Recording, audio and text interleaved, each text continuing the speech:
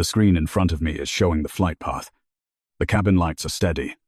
Nobody's talking loud. The flow of people is even. Everything's running on time. A woman walks in from the forward door. Her name is Nia Blackwood. She's wearing a grey hoodie, dark-colored pants, and low-profile sneakers. In her arms is a very young child. The baby is asleep, its head resting on her shoulder. She walks slowly, eyes straight ahead, not looking for anyone's gaze. The lead flight attendant is standing near the first row. By the window, the name on her tag says Victoria Hale. Her blonde hair is pulled back in a tight bun, dark lipstick, perfectly pressed uniform. She had just adjusted a pillow for a passenger when she turns around. That passenger is Eleanor Whitman, sitting in the window seat of the first row. She's wearing a light-colored jacket, a thin string of pearls around her neck. When she sees Nia walk in, she stops turning the pages of her magazine. Victoria steps into the middle of the aisle. She stands right in front of Nia, blocking the way. No contact, just enough space so that neither of them can move forward. Her voice cuts through, just loud enough to be heard in the quiet cabin. Coach is boarded through the other door. Nia stops. She doesn't step back. She doesn't step forward. I'm in row 1. The sentence is short. Her voice doesn't rise. No explanation given. A few people turn their heads. I see Jonathan Reed, in the aisle seat in row 3. Lower his newspaper. Eleanor Whitman tilts her head. Looking over the top of her glasses, Victoria gives a slight smile. She doesn't look at the phone in Nia's hand. The first row is a private suite. The fare for this leg is very expensive. Please don't hold up the boarding process. Nia holds her phone up, chest high. The screen is lit up. The seat information is clearly displayed. I'm here. Victoria doesn't touch the phone. Her eyes linger on Nia's face, then slide down to the sleeping child. We see a lot of invalid tickets. Please clear the aisle. No one says a word. Near the entrance, I notice Lucas Grant standing and waiting. He's holding his phone, the screen pointed straight forward. He isn't hiding it. No one asks him to put it away. Nia lowers her phone. Check the passenger manifest. Victoria sighs. She turns toward the forward galley area. The sound of a keyboard clacks, fast and sharp. The light from a monitor illuminates her face. She stands there for a few seconds, then turns back. The seat is confirmed, but it could be a system glitch. We have a corporate partner assigned to this location. She gestures toward the back of the cabin. You can take a crew seat temporarily, or return to the gate to have this handled. Nia shakes her head. I'm not getting off the plane. Her voice is low, not high-pitched, not shaking. Victoria presses a call button. The cockpit door opens. The captain steps out. His name is Michael Reeves. Hair is flecked with grey. The shoulders of his shirt are creased. Victoria speaks quickly. I can only catch a few scattered words. Uncooperative. Wrong cabin. Behind schedule. Michael Reeves looks at Nia. He looks at the child. Then he looks at his watch. We need to make our takeoff slot.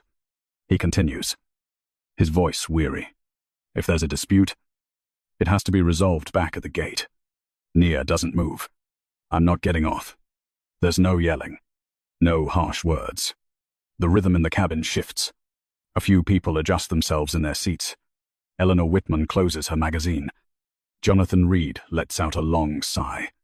After a few seconds, Nia said, I'll sit in the empty seat until this is verified. She walked past Victoria. No touching, no shoving. She sat down in the third row aisle seat, buckled her seatbelt. The child was still asleep. Victoria paused for a beat. She watched her, then turned back to the front. The cabin was quiet again. Another flight attendant came by, collecting used napkins. Her name was Rachel Moore. Nothing more was said. It looked like the matter was settled. A moment later, Victoria came back. She was holding a cold bottle of water. Condensation beaded on the outside. Her steps were quicker than before. As she passed the third row, the bottle tilted. Water spilled out. Not a lot, but enough to wet Nia's shoulder. Some of it splashed onto the sleeping child's face. The baby stirred, then started crying. The sound filled the enclosed cabin. High, sharp. Victoria stopped. Careful in the aisle, she said, and kept walking. Nia unbuckled her seatbelt. She used the sleeve of her hoodie to wipe her child's face. Didn't ask for a napkin. Didn't look around. Up front, someone spoke very quietly. Handle that. I don't know who said it, but I saw Jonathan Reed nod. Nia stood up. She held her child closer. I need a towel. My child is wet. Victoria turned back. We don't provide towels for this type of situation. Nia stood still. I saw her hand tighten on the child's back. No one stood up. No one said anything else. The cabin lights were still on. The flight path was still on the screen, but I wasn't looking at it anymore. I was still in my seat. Second row. On the aisle. The sound of the baby's crying cut through the quiet cabin. It wasn't long, but it was enough to make a few people shift in their seats. No one got up. No one asked. Victoria Hale came back from the front. Her steps were shorter this time. The water bottle was gone. Her hands were empty. Nia Blackwood stood in the aisle, holding her child close to her chest. The sleeve of her hoodie was still damp. She wasn't rocking the baby, just holding her position. You're causing a disturbance in the cabin. Her voice rang out, clearer than before. Nia didn't answer right away. She looked down at her child. The baby was crying in short bursts. She covered the child's ear with her hand. I need a towel, she said, or a dry shirt. Victoria stood off to one side, not moving forward, not backing up. We don't have towels for this situation. Someone in front turned their head. Eleanor Whitman lifted her glasses and then set them back down. She didn't say anything. I saw Jonathan Reed shift, pulling his knees together to stay out of the aisle. Nia took a breath. Her shoulders rose and fell. My child is wet. You need to sit down, Victoria replied, or I'll have to call security. No one reacted strongly. No one was surprised. The words passed through the cabin like a familiar announcement. Nia didn't sit. She turned her body slightly to clear the aisle. The child was still crying. Victoria reached for the control panel on the side of the seat in front of her. Her finger pressed down. A chime sounded. I looked to the front. Michael Reeves opened the cockpit door and stepped out again. He stood a few feet from Nia. Didn't look directly at her at first. What's the problem? He asked. Victoria spoke first. Her voice was quick. She's refusing to follow instructions, causing a disturbance. Michael Reeves looked at Nia, then at the child. He didn't bend down. You need to cooperate with the flight crew, Nia answered. I have been cooperating. I just need to verify something. We don't have time for this. Michael Reeves said, We're about to lose our takeoff slot. Victoria nodded. We need to clear the aisle. Nia held her ground. I'm not leaving the plane. The sound in the cabin changed. No one spoke loudly, but there were sighs. The soft creak of seats. I saw Lucas Grant lower his phone a little. The screen was still lit. Michael Reeves turned to a panel near the door. He pressed a button. Call security. No one objected. A few minutes later, 2 security officers stepped on board. They wore dark uniforms. One was named Daniel Brooks. The other, Eric Lawson. They stood at the front of the cabin, observing. Victoria pointed. Right there. Daniel Brooks took a step forward. Ma'am, you're going to have to step aside. Nia shook her head. I have a valid ticket. You need to leave the aircraft so we can handle this. Eric Lawson said, We're not going to argue about it here. Nia tightened her arm around her child's back. I'm not handing my child to anyone. Daniel Brooks held out a hand. Not touching her. You need to cooperate. The space between them shrank. I saw Nia's shoulders tense. She took half a step back. Her back hit an armrest. Don't touch my child, she said. Victoria stood behind Daniel Brooks. You are threatening the safety of this flight. The sentence landed in the cabin. It wasn't heavy, but it was enough to turn the tide. Daniel Brooks took another step. His hand touched Nia's arm. Not hard, but it was definite. Nia flinched her arm back. The child cried louder. "That's resisting," Victoria said immediately. I saw Eric Lawson tilt his head. Looking at Daniel Brooks, he said nothing. Michael Reeves stood nearby. "Get her off." Daniel Brooks raised his hand higher. Nia turned to shield the child. Her shoulder twisted to one side. There was a flat sound. Not loud. It didn't last. Nia's head snapped to the left. A lock of hair fell onto her forehead. The child went silent for a beat, then screamed. The cabin froze. Victoria stood by the aisle. Her hand was at her side. No one looked directly at it. "She attacked me," Victoria said quickly. "I was defending myself." Daniel Brooks held Nia's arm. Eric Lawson stood on the other side, watching the child. Nia didn't scream. She didn't speak right away. She held her child closer. One of her cheeks was bright red. "I need to make a call," she said. Her voice was low, clear. Victoria shook her head. "Not right now." Nia lowered her head. She reached into the pocket of her damp hoodie, pulled out her phone. The screen lit up. Daniel Brooks hesitated for a beat. He didn't stop her. Nia dialed a number, pressed the phone to her ear. "I'm at the airport. On the plane." She paused, listened. "I need you to come now." She ended the call, lowered the phone, didn't say anything else. Victoria smirked.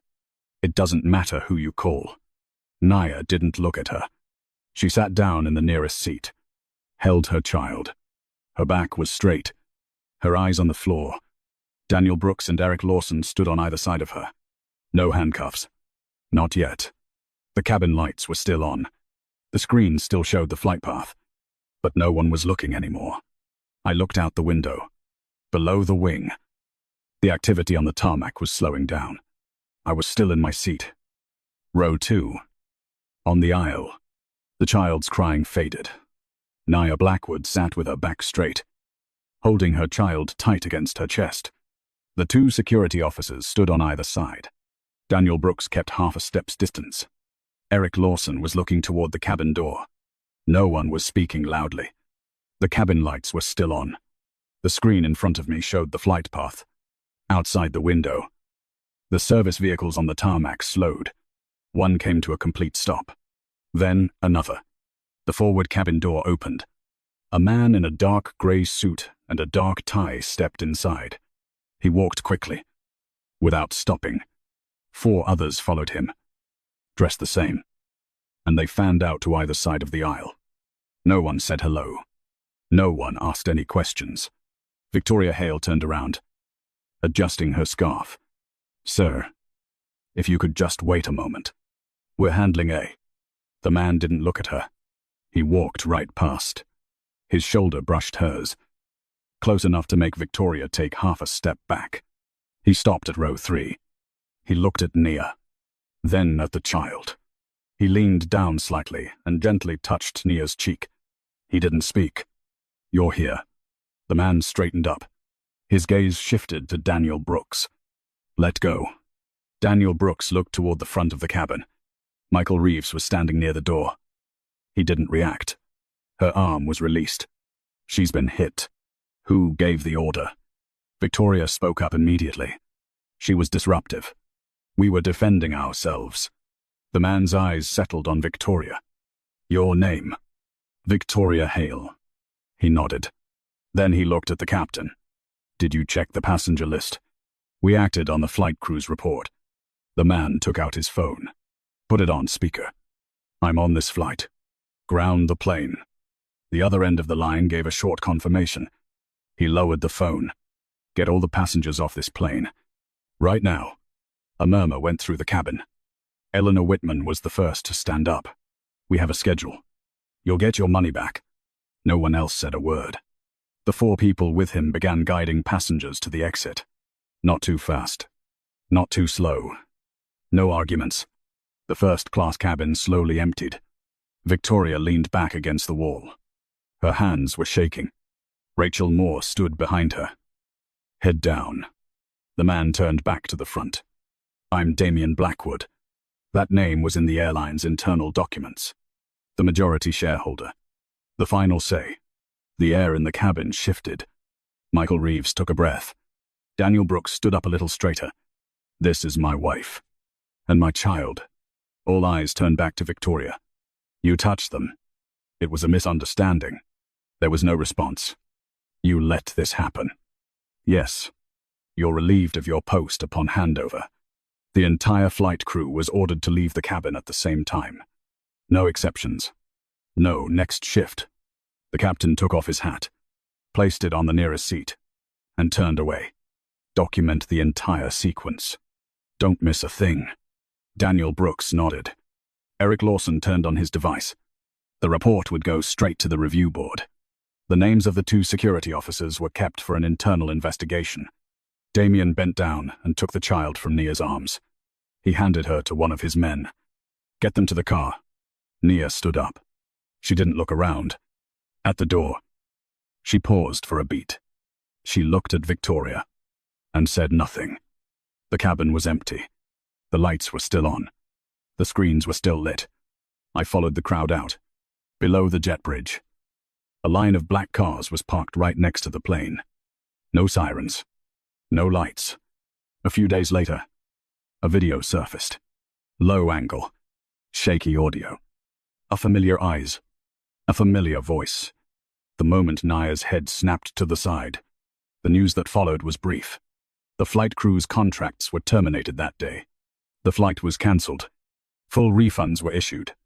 There was no long press release. A week later, an internal memo went out. Nia Blackwood was now in charge of service standards. Passenger verification was changed to a 2-step. Independent process. All physical contact was strictly forbidden. I thought back to the beginning, when no one stood up, when everyone was just waiting for it to be over. My take on it is simple. No one in that cabin that day was a bad person. But every single one of them chose to stay quiet when they should have spoken up. If you were on that flight, what would you have done differently? If you found this story thought-provoking, please share it and leave a comment. Subscribe to Black CEO Tales for the next story.